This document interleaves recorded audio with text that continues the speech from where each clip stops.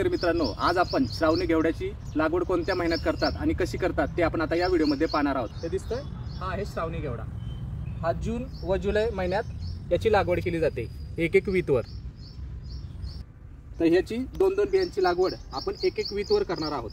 त्यासाठी हे पहा, खुरप्याने असे एक वीतभर असे खड्डे खांदून घ्यायचे, हे दिसतात। आणि त्यानंतर हे असे दोन दोन बी टाकायचे आणि मातीने असं झाकून टाकायचं, जेणेकरून दोन्हीपैकी एक बी तरी येतच लावल्यावर। अशा पद्धतीने एक वीतभर असं खुरप्याने आधी खड्डे खांदून घ्यायचे।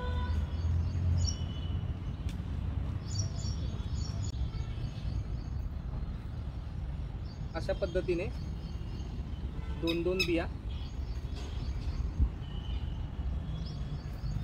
असं टाकायचे आणि झाकून टाकायचे। आणि मातीत ओलावा असल्यामुळे याला पाण्याची गरज नाही, हा पावसावरच उगवून येणार। त्या ओलाव्यामुळे 4 ते 5 दिवसात हा घेवडा उगवायला सुरुवात होईल। 5 दिवसानंतर उगवायला सुरुवात होते